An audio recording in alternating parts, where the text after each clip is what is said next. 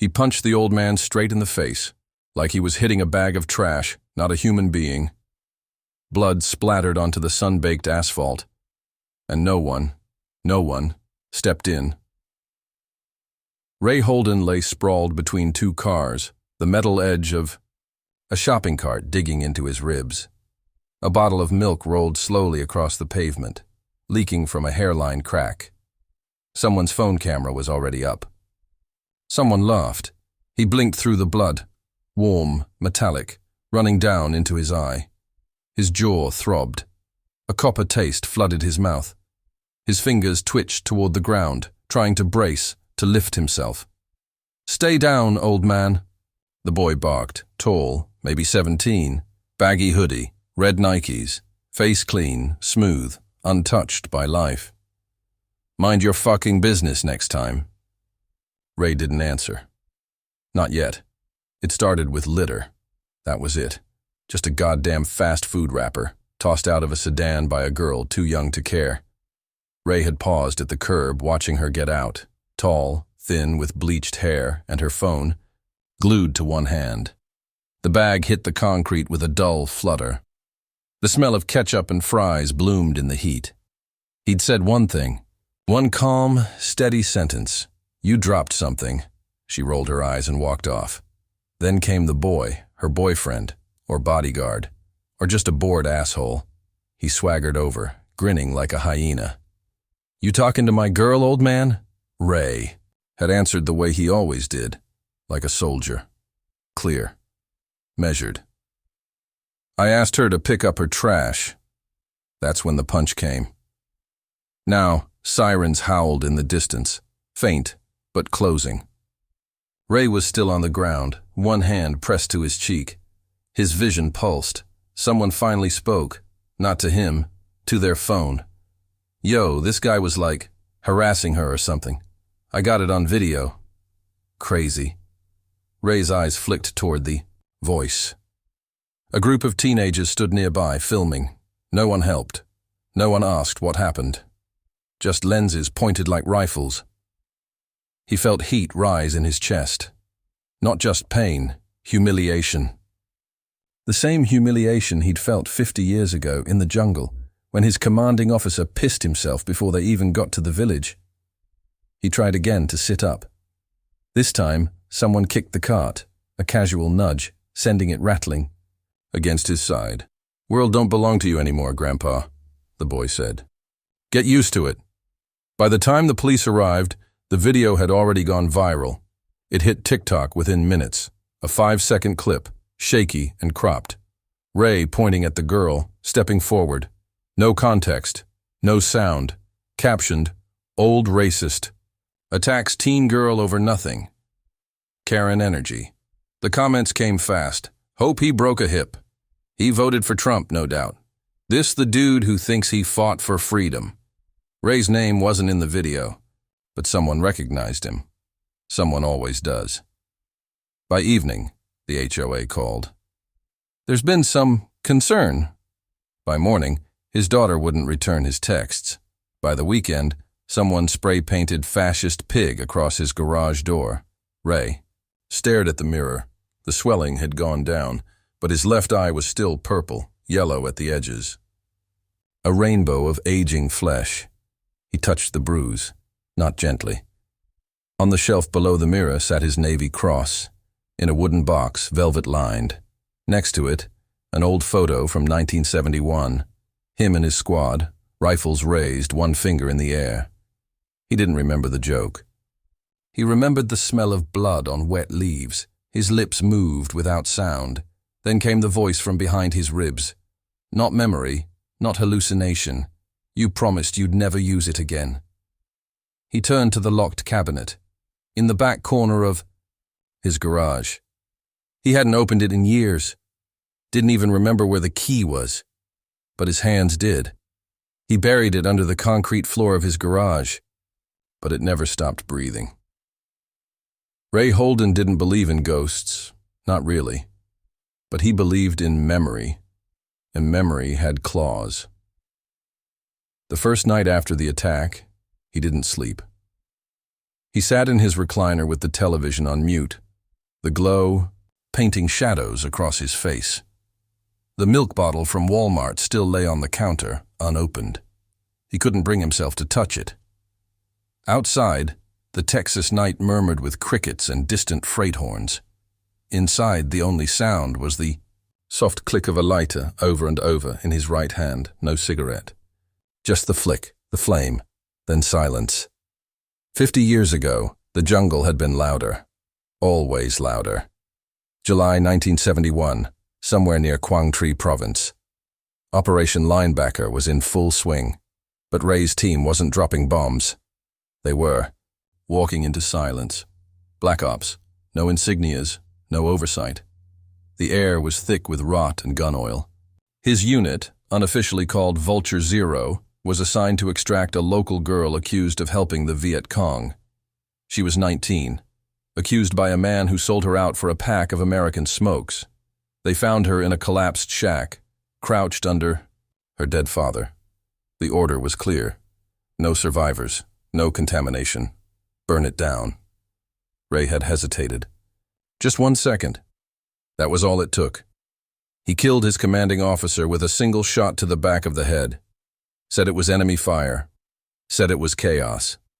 They believed him. Or maybe they didn't care. The girl, Min, stared at him through.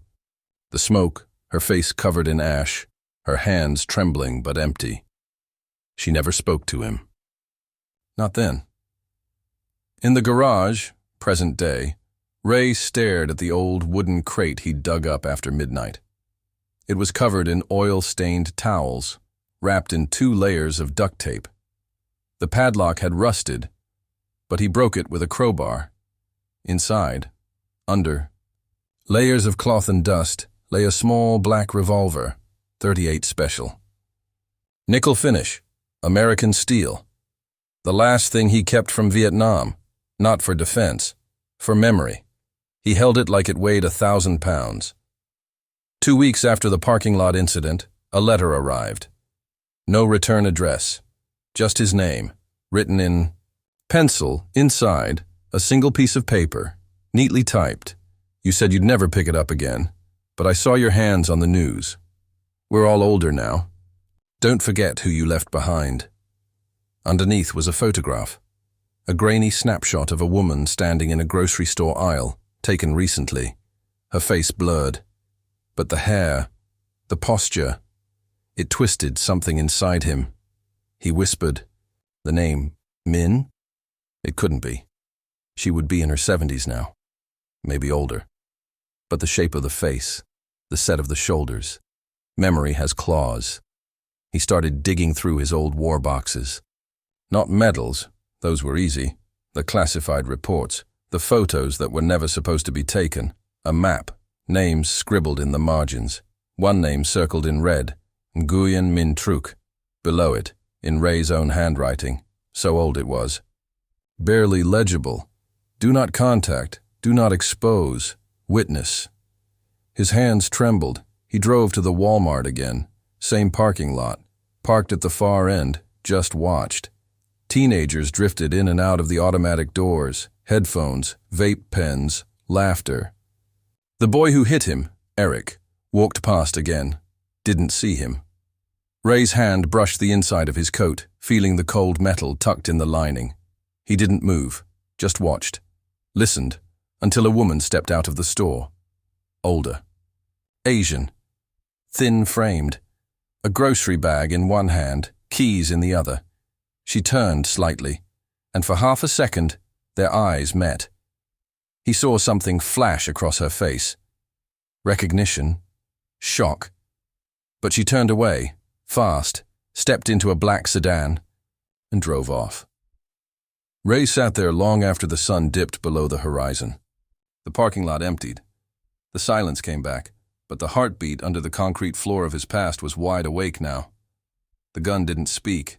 It hummed, not like a voice, not a whisper, just presence. In his jacket, in his bones, like it had been waiting all this time for his fingers to remember the weight, the shape, the promise it once carried. Ray sat alone on the edge of his bed, fully dressed in the dark. 4:17 a.m. The sky still black. The world not yet awake enough to hate him. The revolver rested on the nightstand, loaded, clean. Its barrel caught a sliver of moonlight through the half-shut blinds. He hadn't planned to carry it. But after the second letter arrived, he knew. It was time. Same blocky print. No return. This one was just a single line. He's not your enemy, but he remembers what you did. Taped to the back, a photo of the teenage boy, Eric, leaving a school building, taken from a distance. A chill swept through Ray's spine. This wasn't just memory now. Someone was watching. Someone who knew everything. The next morning, he put the revolver in his coat pocket. Heavy, centered, calming. He stepped outside, into the punishing Texas sun. His mailbox still had garbage stuffed in it. Someone had jammed fast food wrappers inside. His neighbor across the street stared at him from behind a curtain. Didn't wave. He didn't expect her to. At the diner, nobody sat near him.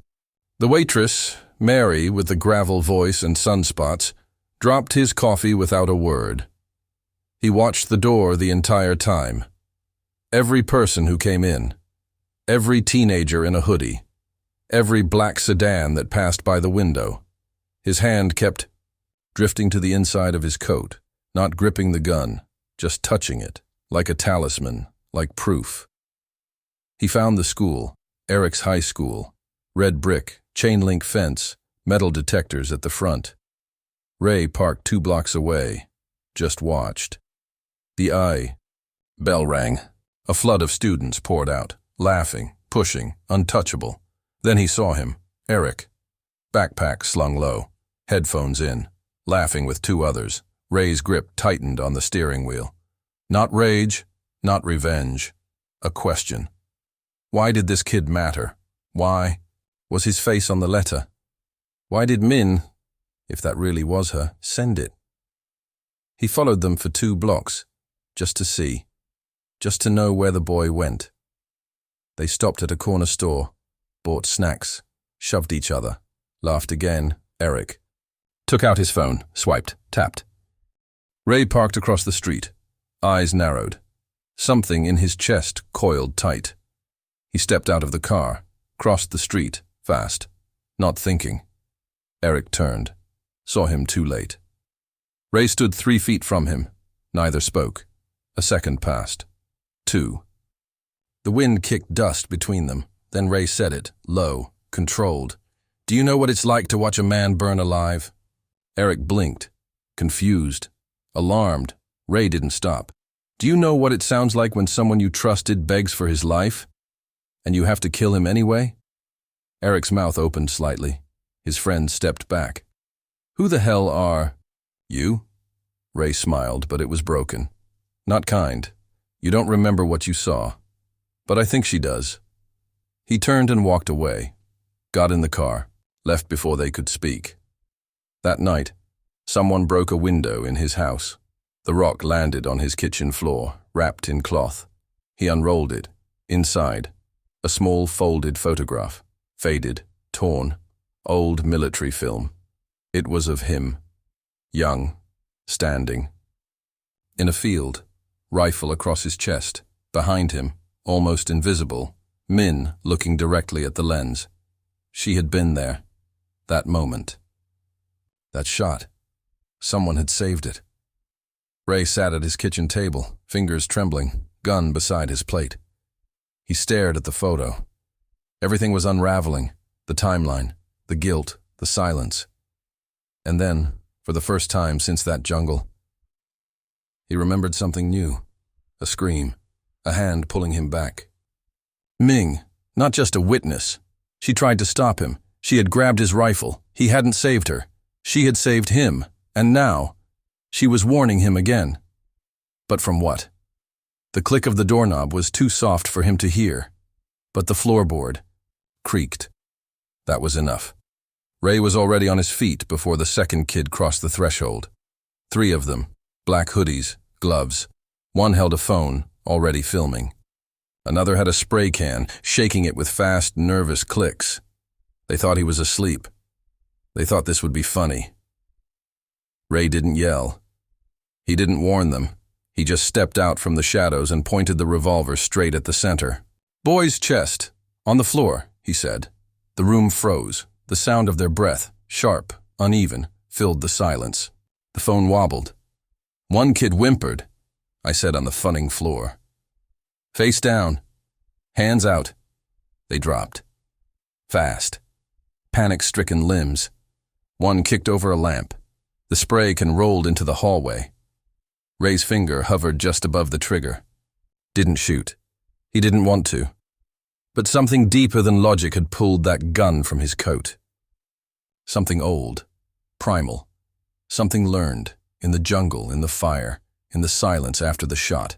He called 911, calmly, quietly. "Intruders," he said. "They broke in." But when the cops arrived, the video was already online. Of course, it was. 17 seconds of footage, just enough. Ray, standing over 3 teenagers, gun aimed, face stone cold, no audio. Just a caption. "This man pulled a gun on my brother for pranking him, Pywarn, boomer psycho. God, this is Texas. 10,000 views in an hour. By midnight, it hit 500,000. They didn't arrest the kids. They arrested Ray. Not charged. Not yet. Just detained." "You escalated," the officer said, not unkindly. "You didn't even try to de-escalate. They broke into my home. They're minors. You aimed a weapon at them. After they entered illegally." The cop sighed. "It's 2025. The court of public opinion moves faster than we do." Ray sat in the holding cell for 9 hours. No sleep, no food. He didn't care. He'd seen worse. But this time, he was tired. Not old tired, not bone tired, soul tired. When they let him out, he didn't go home. The garage was shattered, the window boarded. His mailbox torn off. Someone had painted "killer" in red across his front door. A neighbor watched from her porch. She didn't wave.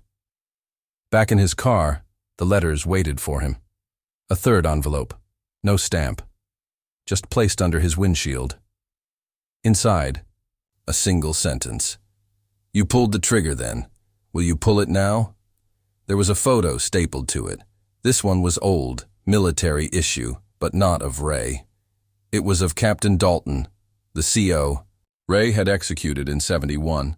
The bullet hole in the back of his helmet was still visible, and in the corner of the frame, barely, almost invisible, Min's face, eyes wide, watching. Again, always watching. Ray drove. He didn't know where, just away, past the edges of Austin, into the scrublands, into memory. The sun bled out slowly behind a bank of clouds, turning the sky copper. He stopped at a rest area, walked out into the weeds, sat on a bench and stared at the ground and whispered, "I lied." Out loud. To no one. To everything. I didn't shoot him because of the order. I shot him because I liked it, because I wanted to shut him up. His voice cracked. Finally. I wanted to be a hero. And no one else was watching. Except her. Then, headlights. A car pulled up beside his black sedan, the same one from Walmart. The engine cut. The door opened. A woman stepped out. Older. Small. Gray hair tied back. She stood 5 feet away. Didn't speak. Ray's hand hovered near his coat, but didn't move. She reached into her purse. Pulled out a photograph. Held it out. He took it. Looked. It was a baby. Asian. American. Both. Born. Around 1972. On the back, his name is Thomas. Ray blinked. Swallowed. The woman said, softly, "He's yours." The live stream ran for 8 minutes after they left the park. No one shut it off. No one dared. The wind rustled the leaves above the memorial stone. A digital counter ticked in. Silence. Viewers still pouring in. They'd expected a confession, a suicide, a spectacle. What they got was 2 men, one old, one young, locked in a motionless, uneven embrace. No music. No speeches, just a pause in the world. Ray Holden drove in silence, Eric in the passenger seat. The photo, the one with the baby, rested on the dash, warping slightly under the heat vent. Neither spoke. Eric stared out the window, lips parted but empty. Ray's hands gripped the wheel too tight. Every turn of the tires pressed down on a wound that had never stopped bleeding. At the house, they didn't go in. Too many ghosts. Instead, they sat on the front porch, facing the dead lawn and the cracked sidewalk. The porch light buzzed softly above them. Ray lit a cigarette, the only one he'd had in 15 years. Eric watched the smoke curl up like a dying prayer. Finally, the boy spoke. "You said she saved you." Ray nodded. "Twice." Eric glanced over. "How?" Ray's voice was low, hollowed out. "The day I killed Dalton, it wasn't for her. It wasn't for mercy. It was because I was angry. He was screaming at the villagers, at me, losing it. Threatening to torch the place. I told him to back off." He paused. He didn't. Eric waited. "I could have restrained him, called it in, but I didn't. I wanted him gone, and I didn't care how." Ray looked at the revolver on the table. Between them, unloaded now, cleaned, polished, like it was waiting for something. She was behind me. Min. She saw everything. She never said a word. But that night, she packed a bag and left the village. Disappeared. He exhaled. I always told myself I saved her. But the truth is, she ran from me. Eric leaned forward, elbows on knees. My mom. She always looked over her shoulder. Always said to be careful who you believe. Ray smiled, bitter. Smart woman. Eric swallowed. I wanted to hate you. Ray nodded. You still can. But Eric shook his head. It's not that simple. Silence again. Then, footsteps. They both turned. Min walked up the path. No coat. Just a scarf wrapped around her shoulders. She carried something. An envelope. She handed it to Ray. Didn't speak. Inside, a copy of Eric's birth certificate. Father, Raymond T. Holden, filed 1980, 8 years late. He looked up. She never told me, Min said. But I knew. You disappeared from my life, but you never left his. She pointed to Eric. He has your eyes, your fire, your anger. Then her tone softened. But not your silence. He broke it. Ray nodded. You kept the name. She shook her head. He chose it. Eric spoke for the first time. I thought, maybe. If I wore it, someone would ask what it meant. Ray looked at him. I'm asking now. Eric's jaw tightened. It means I'm not running. I'll carry the truth, but I won't lie for it. Later that night, Ray stood alone in the garage. The revolver sat on the workbench. He picked it up, looked at it one last time, then opened the furnace, dropped it in, watched the metal glow, warp, melt. He didn't flinch. 2 weeks later, Ray appeared. On a podcast, not to defend himself, not to reframe history, just to speak. He told the story, all of it, no heroics, no filters. He said the words out loud. I executed a man. I lied about it. I was celebrated for a war crime. The host asked why he was speaking now. Ray smiled. Because someone finally looked me in the eye and didn't flinch. At Min's request, they buried the past properly. Eric scattered half his mother's ashes under the memorial tree. Ray took the other half to Vietnam, to the ruins of that village, what was left of it. He placed her ashes near the river and whispered a name he'd never dared say aloud. Thank you, Min. The final letter arrived months later. Typed, no signature. Some. Men are made to carry guilt. Others are made to burn it down. You were both. Ray read it once, then lit a match.